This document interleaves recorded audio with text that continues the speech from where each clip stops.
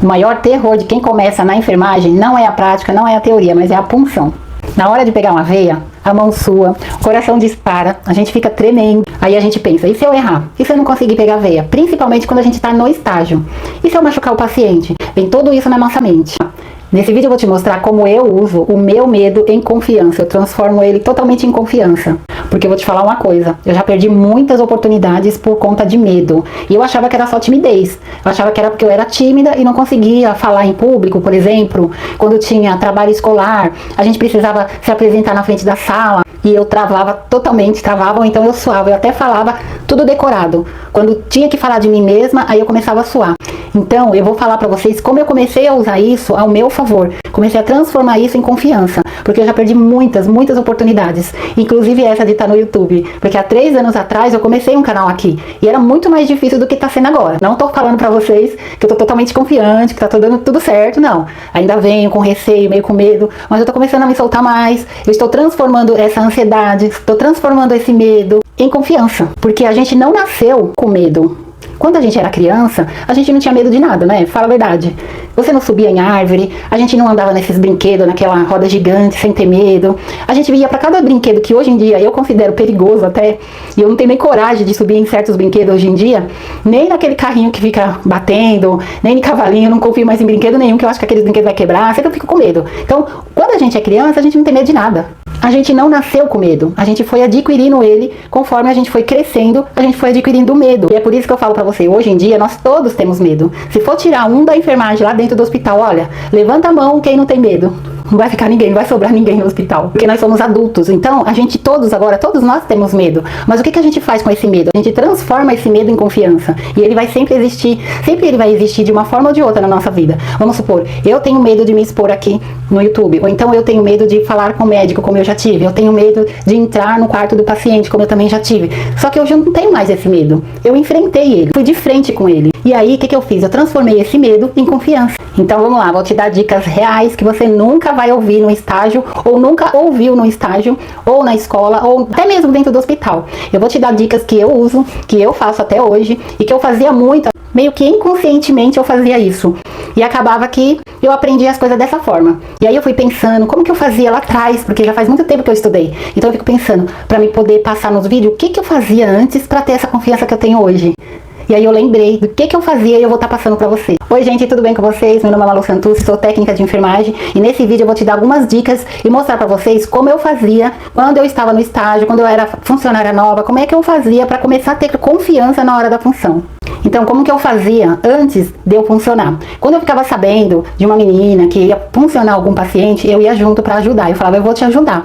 E aí, chegava lá e eu realmente ajudava elas. Mas eu tava de olho em como que elas estavam fazendo, o jeito que elas estavam fazendo. Elas esticavam a veinha, algumas que esticavam, porque a veinha, ela fica balançando, né? Aquelas veinhas bailarina. Então, ela segurava a veinha dos pacientes. Então, todas as técnicas que ela usava, eu só ficava de olho. E quando chegava a minha vez de funcionar, eu chamava uma colega pra vir comigo. Vamos lá, eu vou pegar um acesso, vamos comigo, só pra você ficar olhando. Vai que você vê uma veinha que eu não tô vendo. Então aí a colega ia junto comigo, enquanto a coleguinha ia lá distraindo o paciente, conversando com ele, eu ficava concentrada ali na veia. E ó, a maioria das vezes dava certo. Por quê? Porque ela distraindo ele começava a conversar, não tava nem percebendo que eu tava ali olhando a veinha. Quando eu ia pegar, eu falava, ó, já vai, tá? E tchuc. E aí o que acontecia? Quando eu conseguia pegar, tudo bem, dava tudo certo, né? Na maioria das vezes dá certo. Mas quando não dava, que a veia do paciente às vezes era difícil, às vezes eu tentava uma, duas, na terceira eu já passava pra colega. Porque a colega já tava ali comigo, já tava ali do lado. Então a gente só revezava. Então fica mais fácil quando você leva uma colega junto, porque aí você vai olhar a veinha enquanto ela vai conversando com o paciente. E aí se não der certo, você só reveza. Outra coisa que eu sempre faço até hoje é perguntar pro paciente, e aí, como que você acha que a sua veia é? Você acha que a sua veinha é boa? Aí tem uns que sabem se a veia deles é boa ou não, tem outros que não sabem. Tem uns que falam assim, eu não sei, né, olha aí. Aí eu falo, então vou dar uma olhadinha pra ver se a sua veia é boa. E aí tem outros que sabem, ó, essa daqui é boa. Então aí você olha realmente uma veia boa. Ou então às vezes as veias estão secas, elas são boas, você consegue ver a grossura da veia. Mas na hora que você vai, funciona, o sangue não retorna. Por quê? Porque as veias estão secas, existe veia ali, mas estão secas, desidratada. Então não vai. Então você mesmo explica pro paciente, você não tá tomando água? Você precisa tomar mais água. Ó, não tem sangue, não tá refluindo sangue. Então a gente vai e conversa com o paciente e mostra pra ele que não é você que é o problema ali tá sendo a veinha dele. Agora, quando às vezes eles falam, ó, eu não tenho veia boa, aí eu falo, ó, então eu vou tentar, tá? Vou tentar pra ver se eu consigo, mesmo se eu estiver suando, tremendo, aí eu já faço essa pergunta pra ele poder também se preparar, olha, vou tentar. Você não sabe se você tem veia boa? Então tá bom, vamos ver. Eu vou tentar, eu vou procurar, tá? Fica calmo, entendeu? Então assim, a gente vai preparando ele, falando com ele e mostrando pra ele que o problema às vezes na gente é a veinha dele. Então você pode não ter experiência, mas quem geralmente tem mais medo é o paciente. Ele tá com mais medo de ser puncionado do que você que tá indo lá puncionar, né? Então ele tem que ter confiança em você pra perder o medo, pra ele deixar de ter medo. Então mesmo se você tiver com um pouquinho de medo, você não demonstra que tá com medo, vai com confiança, mesmo sem muito, porque ali quem é a profissional é você. Você é a profissional, ele não sabe o que tá acontecendo na sua cabeça, na sua mão. Ele não tá sabendo, ele tá com muito medo, então você é profissional, então você que tem que ter a confiança pra passar pra ele. E eu já perdi muitas, mas muitas oportunidades por causa do medo.